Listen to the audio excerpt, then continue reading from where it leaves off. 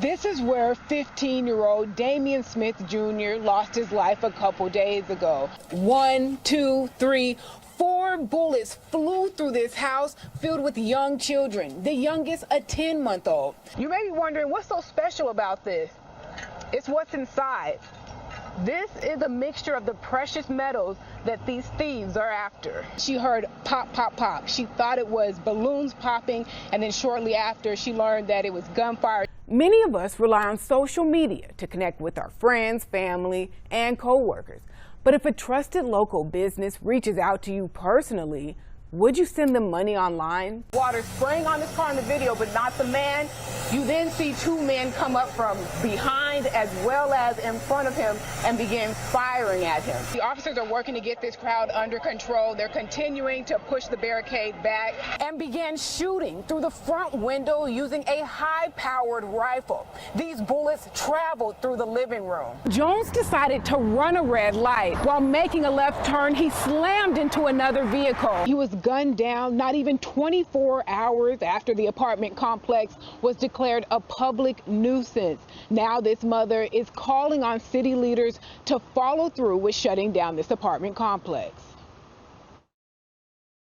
You could have came and took my life. Whoever I'm talking to. You could have came and took my life. In between tears, Carmelita Robertson remembers her 24-year-old son, Cleveland Robertson III. He was a darn good father. He took care of his kids. When they needed something, he made sure they got them. A good father his 2 young children will never know. Cleveland was gunned down at Pepper Tree Apartments last week, hours after city leaders and the DA declared it a public nuisance, and after living there just a matter of days. 2 weeks and we tried to get him not to go, but he had this love so hard for his girlfriend and them children, and there was no stopping. It's crimes like this that led to Pepper Tree being declared a public nuisance. For now, the complex cannot accept any new tenants, but at least 2 current tenants will be able to renew their leases for another year when the calendar turns to December Wednesday. They need to close that place down. It doesn't make any sense that you can't even raise your family about somebody getting shot or a bullet going through the window. Memphis police have not arrested those responsible for this killing. So if you have any information about who may be responsible for gunning down Robertson's son, you're asked to call Crime Stoppers at 901-528-CASH. Reporting live in Binghamton, Dominique Dillon, Fox 13 News. It's been tough. For days, they've had to survive off of jugs of water like this. Imagine having to cook as well as take a bath, and this is all you have to use. And they tell me they haven't even bothered trying to leave their house because take a look at their car. They have a pretty small car, and it's completely covered with snow. They feel like they're completely trapped here. There's no way they can get out of here. I'm going to take out my measuring tape so you can see just how many inches of snow is in their driveway. I'm counting more than 5 inches of snow in their driveway, so they're literally snowed in. But fortunately, they say that they have caring neighbors as well as church family members who have lended a helping hand. It's terrible. It's terrible. And no way to get water.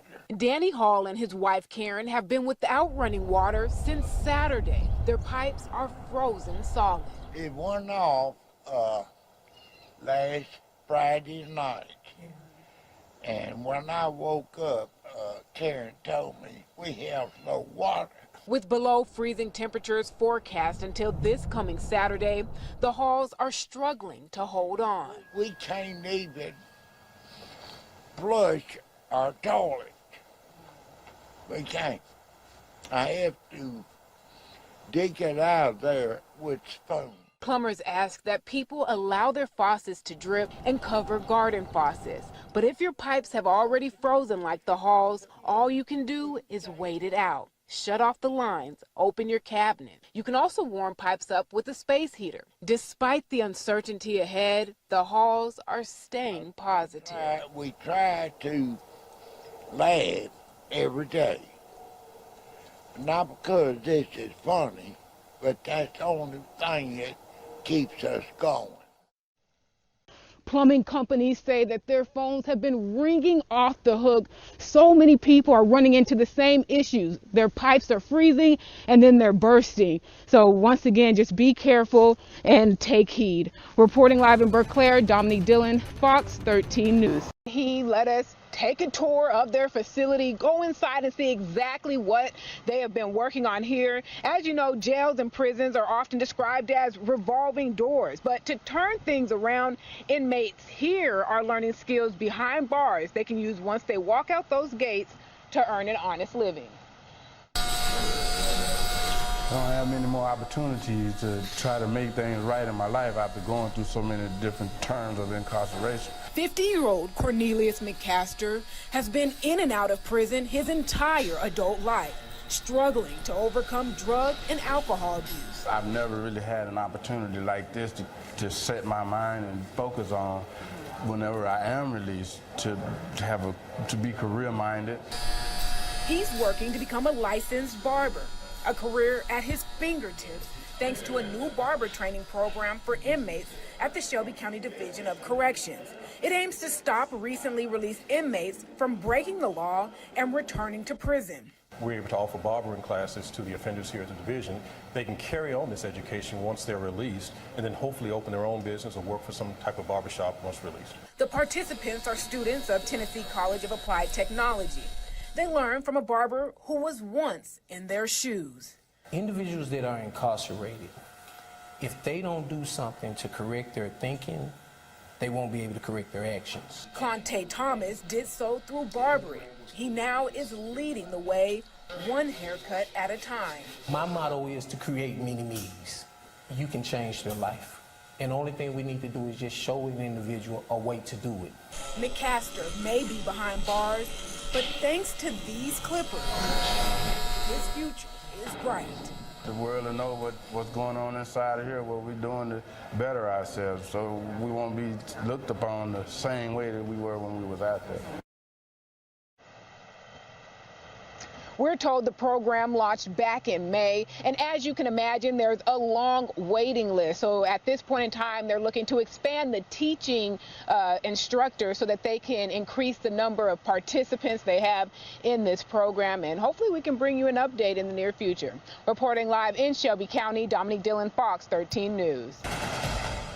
Fox 13 News at 9 starts now. A serial robber on the loose. Memphis police believe the man on the right of your screen has tried to rob several Kroger stores around town. They say his most recent attempt happened Thursday on Germantown Parkway in Cordova. Fox 13's Julian Parra spoke with shoppers who say this is a scary situation, especially around the holidays.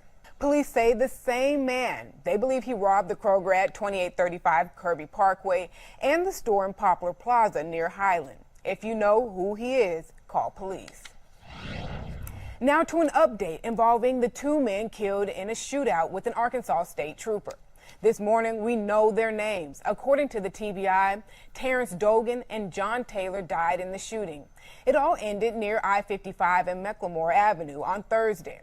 Investigators say trooper Spencer Morris was chasing Dogan and Taylor when someone in the car started shooting.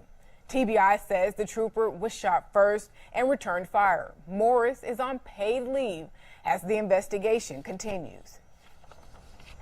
This morning, Memphis police are investigating a body found in a suitcase in Midtown. This happened Sunday night. Officers were called to Pine Street and East Moreland, which is where the suitcase was found. Police say the victim was hit with an object. No arrests have been made, but police believe they know who the suspect is. A vague and viral TikTok trend warning of school shootings is causing a lot of concern nationwide. The posts point to acts of violence that were supposed to take place yesterday. Police say there's no evidence these threats are credible, but law enforcement here in Shelby County stepped up patrols at schools as their investigation into these threats continues.